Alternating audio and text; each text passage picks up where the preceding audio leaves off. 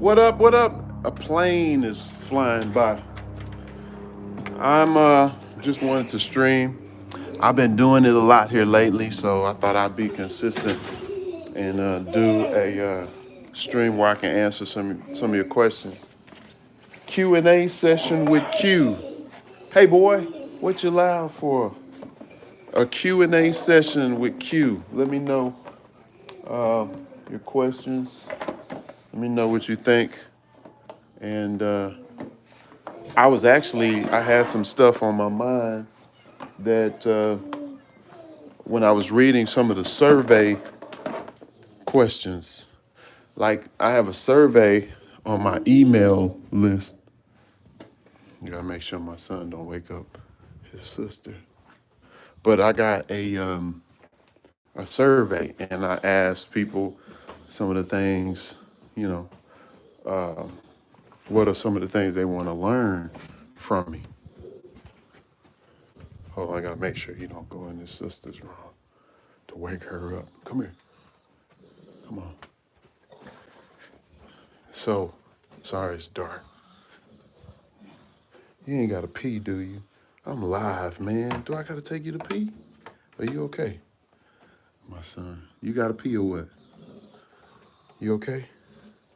He trying to decide. What? What? Oh, you got the remote. He want me to turn the TV on. So, but anyway, everybody wants to know how to improvise better and they want to be able to play fluently over changes and they want their vocabulary to to be diverse. And so my answers to those questions or some of the things that you want, first you have to do some transcribing. I did a great deal of transcribing when I came up, from Sonny Rollins to John Coltrane, some stuff that was good. I said that because John Coltrane's ballads is what I dug into, and saxophone colossus of Sonny Rollins is, and even before that, when I was dealing with that's mine, some of the smooth stuff, I did a lot of Najee, a lot of that Dave Kais and all of that kind of stuff. Gerald Albright, So, but what you do, you start with some of the stuff that you like. I probably, no, man, I need that. But yeah, you start with some of that stuff and you learn it. I know today, I didn't have YouTube back then, so I learned stuff from tapes. I learned stuff from CDs by ear. And I got play-alongs too. You changed it, man. Here, give it to me. But yeah, you learn stuff by ear. I had tapes. Oh, I was saying that you get play-alongs. So Jamie Abersol play-alongs. So you can get, songs from different artists such as Dexter Gordon, Sonny Rollins, just these different jazz greats, and you get their stuff. You learn the songs, and then you can play them with the play along. And it's good because you get a chance to play the melody and even play some of the stuff that you transcribed or start trying to come up with lines of your own over these songs that you've learned. And that's how you build your vocabulary. You want to transcribe, and then you want to go ahead and try to play the stuff you transcribe, add your own stuff in there. And that's how you do it. That's the formula. And any genre, any style, you got to listen to that style and learn some of the stuff that you like in that particular style. And if you can create tracks, that's good too, because I would create my own tracks. And that's what I've been doing here lately, is doing streams where it's showing me create tracks You want some? Here. All right. He wants some applesauce. Hold on a second. But yeah, you got to create your tracks, and then that way, even the creative process, because you got to get it all out of your head and your ears. Hold on a second. I need to get my son some applesauce here. But that's a very good point. You definitely want to get the play along. Sorry about the camera movement. You can dip your own stuff too, man. I'm having to feed him a little, but he got a spoon. But yeah, that's what you do. Transcribe, get some Jamie Avisar play-alongs, or create some play-alongs, and then track out everything: the bass line, the chords. You know, you got to learn how to play to voice chords. You keep changing the channel, bud. What you want to watch on Netflix? Hold up, get up. So, but yeah, yeah. So when you start learning how to voice chords, I'm speaking from the standpoint if you're not a keyboard player or a guitar player. If you learn to voice the chords on the piano, you know, then that'll help you when you get ready to create tracks. Because you can play the chords and everything like that. And that's good practice. That's good practice. Because all of that really helps you with your improvisation. Because it helps your understanding, your perspective when it comes to playing over stuff.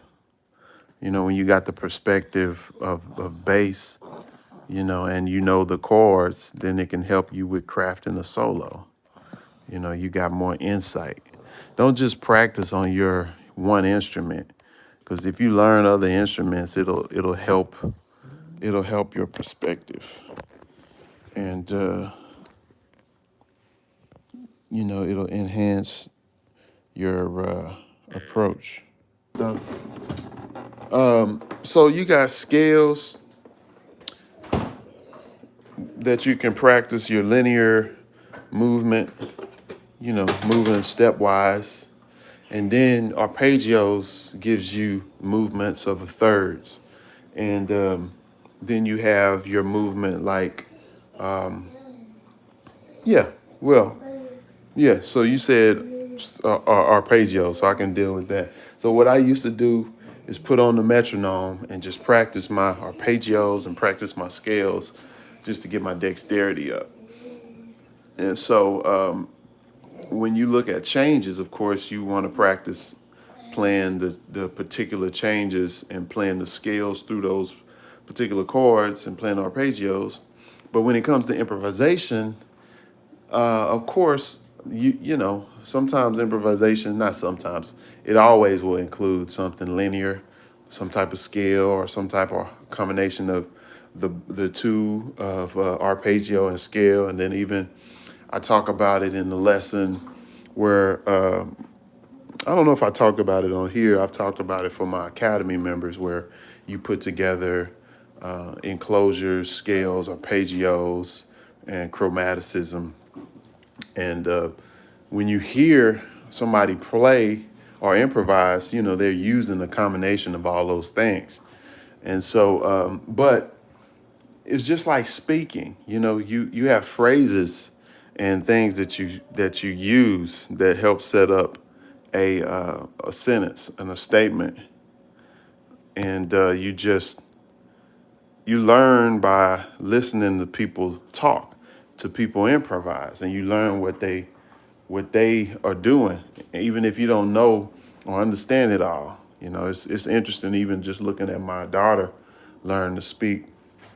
You know, she watches a lot of these songs. We put it on different songs that the different songs that come on. You know, she'll imitate some of the words, and she's trying to put things together. And she don't know what those words mean, but sooner or later, as she continues to listen and listen to us, and we tell her no, and this is the bottle right now. She says bye bye, you know, and my boy too. It's like when you watch both of them learn language, it's just so fascinating. This boy trying to go outside now. Where you want to go, bud? You want to go outside? We can go outside. I was trying to warm up some chicken, but we can walk. So, but yeah, that's the deal. Um, you definitely. Oh, I was gonna say this about the academy. I have Texas Tenor Music Academy, and then how you doing? All right, I have Texas Tenor Music Academy, where I've put up a lot of videos covering improvising, especially with the different things that you can use, from enclosures to chromaticism to scales to arpeggios. So, that's available. Uh, and somebody asked about some lessons too. So I still do private lessons if you want to do that, and get a little deeper, more so than what I put on the YouTube channel. And so, yeah, some things, you can get bits and pieces through the YouTube channel.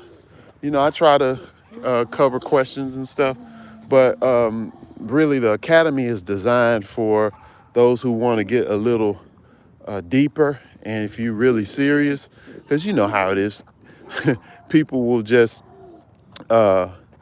just use YouTube and try to just soak up everything on there. And of course, you can easily get distracted and check out everybody else's videos, but you really can't piece it all together, just taking licks here and there. You really got to have learning to play. I had specific people who I would just dig into all of their material, and then I would move on to somebody else. So I would spend months, like really focusing on a particular thing that I got from Sonny Rollins. For instance, it was his articulation and his rhythm. I like that. So I studied and transcribed a lot of his stuff, listened to a lot of his music, and learned a lot of his songs, played a lot of his songs. And it's a combination of transcribing, like I said, transcribe. What else did I do? I played his songs, wins. I created tracks, or uh, I played with the play alongs. I got to go back. I'm just walking with my son. But and then I would move on to another artist that was fascinating. I found out about, of course, Cannonball Adderley. I liked his articulation and his rhythm as well, in his lines, and his soul. So I like Cannonball Adderley. I listened to Stanley Turrentine. There's some stuff I learned from Stanley Turrentine, stuff I learned from Joshua Redmond. And so I would buy all of their stuff and research other albums and stuff that they appeared on. And I would learn their stuff. And so even with YouTube in an age where we are now, I'm gonna get to your question. I gotta look. I'm walking my son because he wanted to come outside. But now what we're doing, we're getting so consumed with YouTube. We got real life, that we deal with. Some people are in school and they have their teacher's instruction and they look for certain things that they're searching for on YouTube, and you might find some good stuff on here.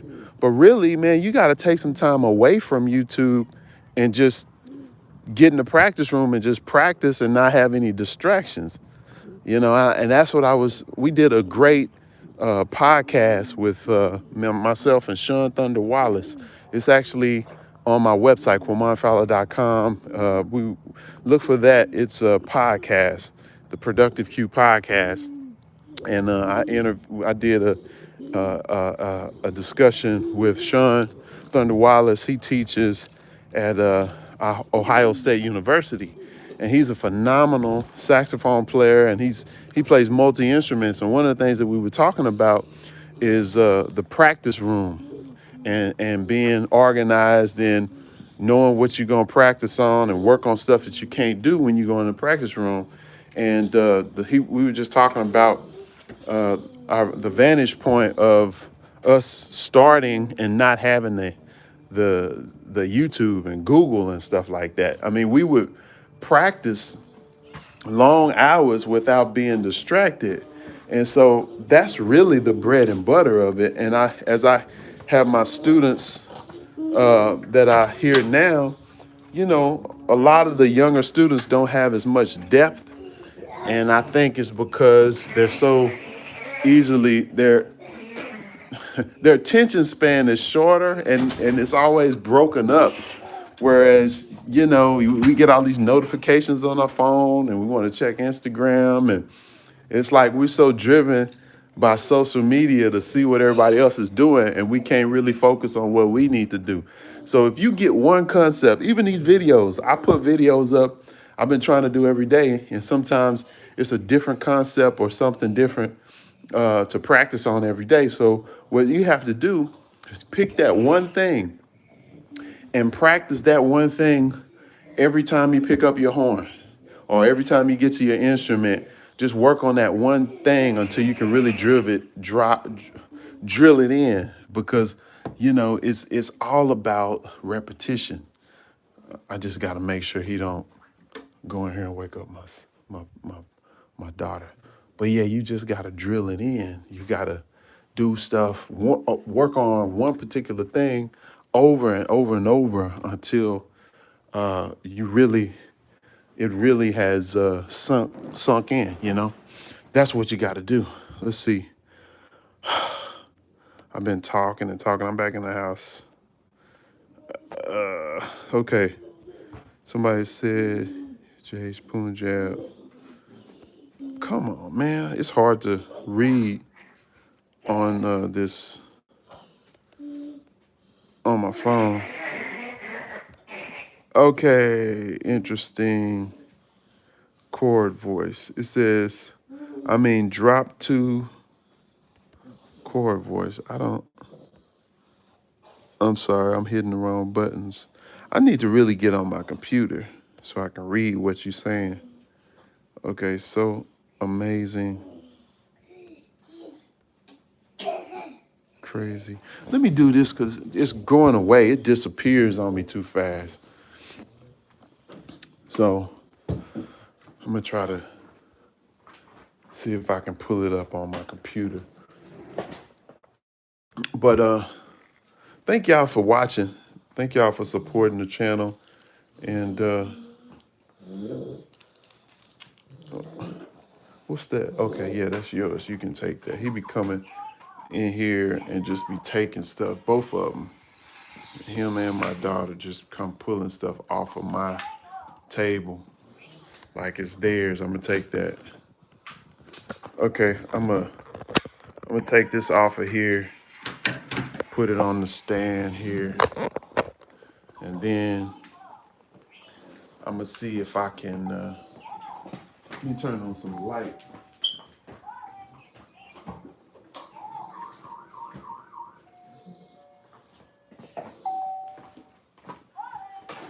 Okay, but all right, y'all. Got some light now.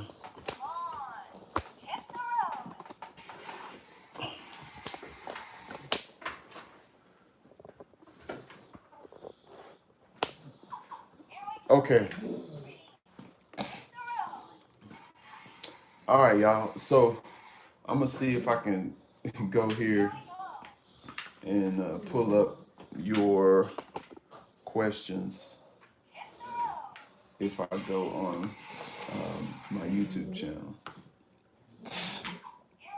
Yes, indeed. Cool. All right, I got it. Okay, so now I can see. Somebody say, hey, from South Korea. I'm in the house now. What's going on from South Korea?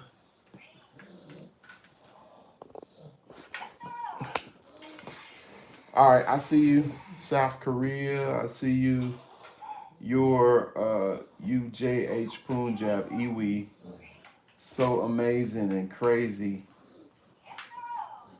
It's super bomb. I appreciate you. What's that? Saying 40. Appreciate you. It says okay, somebody from Istanbul. Wow. Okay. Wow. Thank you for watching. Drop to arpeggio. Um, I don't know. Drop to arpeggio. I don't know really. Drop to arpeggio. You have to. I don't know really what that is. What's that mean?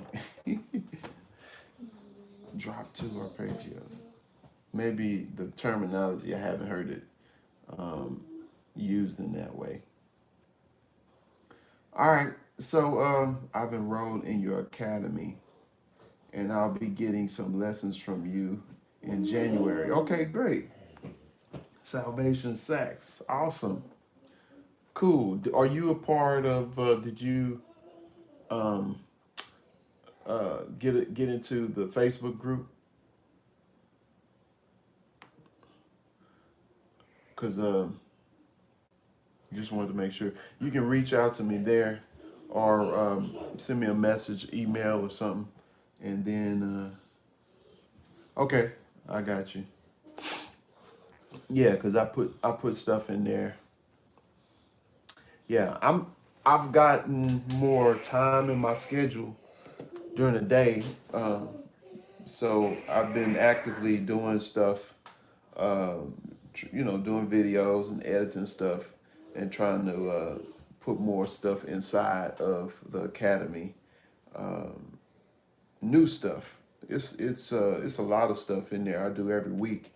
The masterclass that's in the Facebook group, and then I'll edit them and then put them into the academy.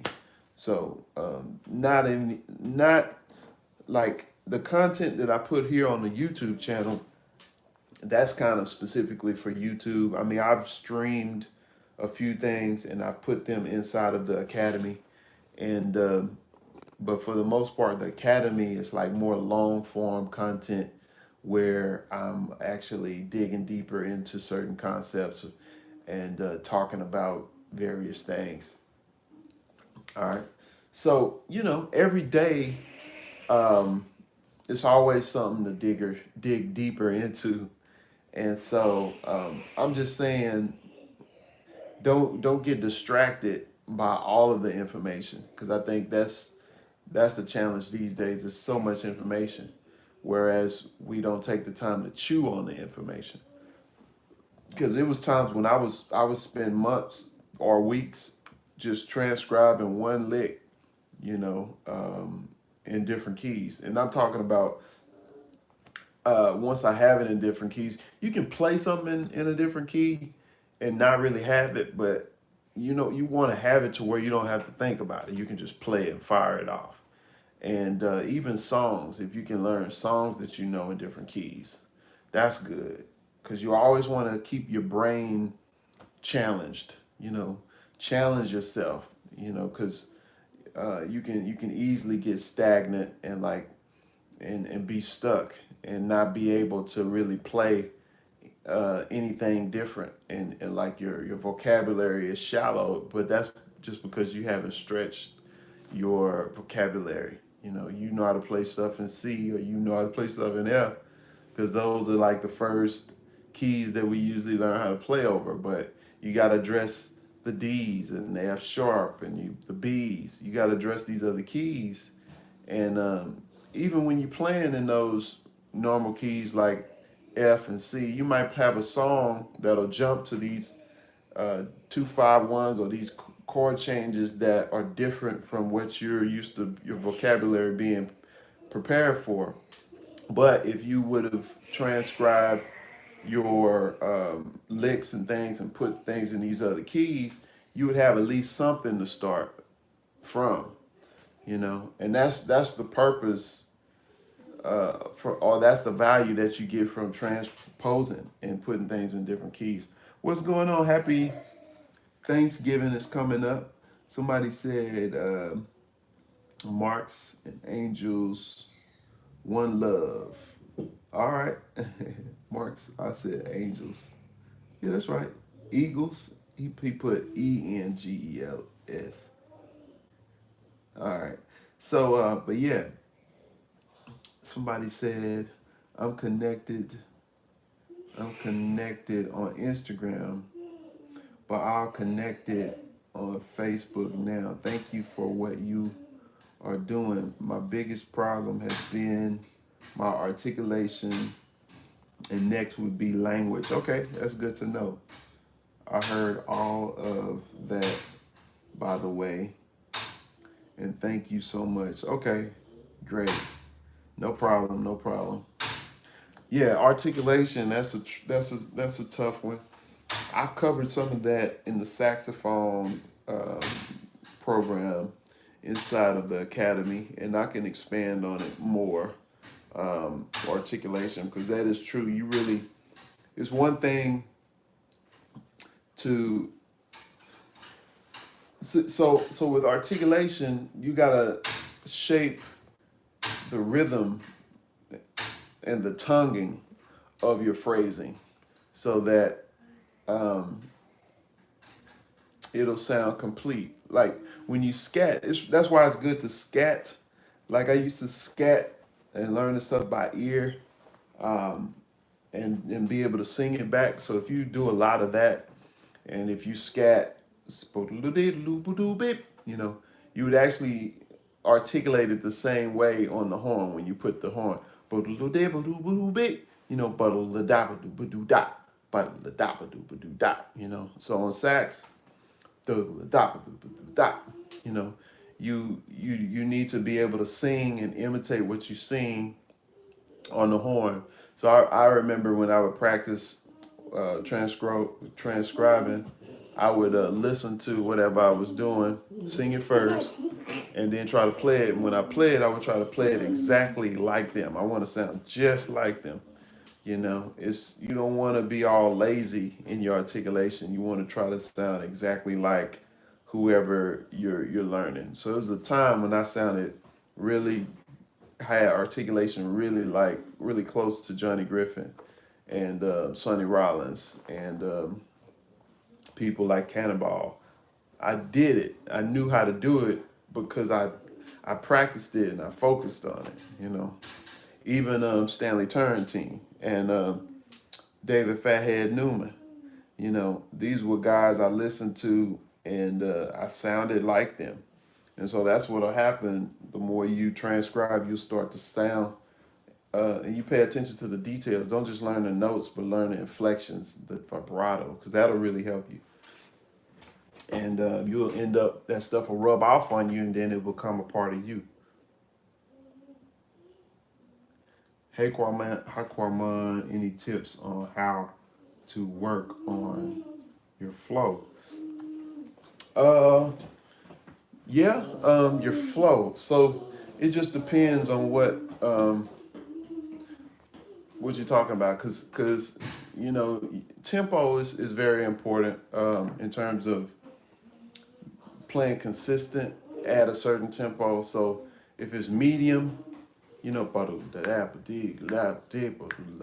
you want to be able to, let's say if you practice continuous eighth notes. First of all, you got to be able to play eighth notes consistently with stuff like arpeggios and scales. And then you got to transcribe to build up some vocabulary so that you can at least play that over a song, over whatever the song it is. And then you throw in your own licks and ideas that you come up with. And over time, you know, you'll start to get it. You start to connect the dots. But you really can't start with just scales and arpeggios because it's not just about that. Really, it's a language. So you really got to listen, do a lot of listening and transcribing to. It's like you trying to get the lawnmower to start. You gotta give it some cranks before it just runs. And that's how it is. You got to transcribe and get a lot of vocabulary and play a lot of the licks and the vocabulary in different keys. And that way, you'll have like a good storage of lines that you can default to. And think about it. Think about major lines, lines that go over major chords. Every line that you learn, or for the most part, you need to know them in every major chord. If it's a line for a major chord, learn it in every key. If it's a line for a minor chord, learn it in every key. If it's a line for a seventh chord, learn it in every key. So whenever a seventh chord come around, you got at least that to work with. So that's gonna help you with your flow. So whatever you learn in one key that's over a particular type of chord, make sure you can play that same thing in these other keys. And then force yourself to play your vocabulary, not just in one key or one situation. Play it in these other situations. And I talked about this before in some of my classes inside of the academy, where I talk about transcribe, transpose, repurpose. So basically transcribe first, then take the stuff that you learn, put it in different keys, then repurpose it. So you can use one lick that's a 2/5 lick or a minor lick, and you can use that same lick over a seventh chord. You can use that same lick over a sus chord. Even like if it's a major lick, you can use that same lick in different places if you change it to a different mode of that chord. So a lot of that specific stuff, you'd have to get in the academy. So, but that's, it's a lot when you talk about help your flow. So, that's that's a loaded question. But appreciate it, Nicola. Appreciate it. All right, y'all. Well, cool. I appreciate y'all for, man, it seemed like it's late, but it's just 5:46, but it's getting darker earlier now. So that's how it is. Yes, sir. I heard all of that. Any other questions? Oh, no problem. No problem, Nicole. I appreciate you. Appreciate you for following. Any chance you be performing in Belgium? Dang. No. I need to come to Belgium. I just know about a Belgium waffle. I would love to come to Belgium. If you can give me a connection, we'll work on coming to Belgium. Yes, sir. All right. So any other questions? You got any other questions? I might need to go and feed my son. I'll see if I can arrange that. Okay. No problem. I love to do a clinic, teach, and perform. I don't know what the musicians are like over there. It'd probably be a huge deal to put in budget to bring my guys over there. But I'm open. Yep. So, all right, y'all. That's it. Just wanted to give y'all a little bit of time and answer some questions and share some stuff. I'll be posting some things here on different things.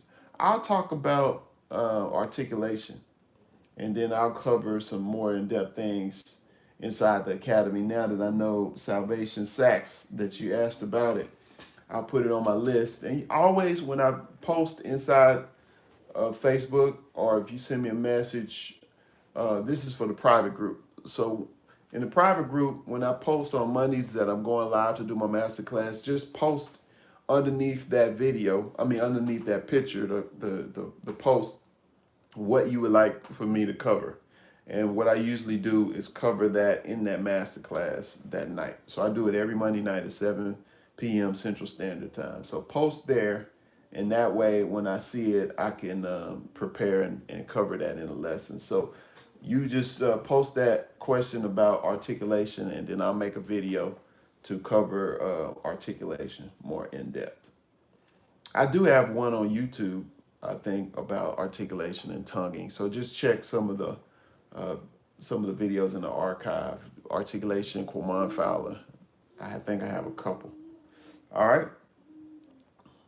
So thank you for your time. I'm about to teach these Korean kids. So I'll catch you again. Okay, no problem. Have fun. I need to tend to my son. I think he wanna eat. Hey, big boy. What you doing, man? You good? All right, y'all. I'm out.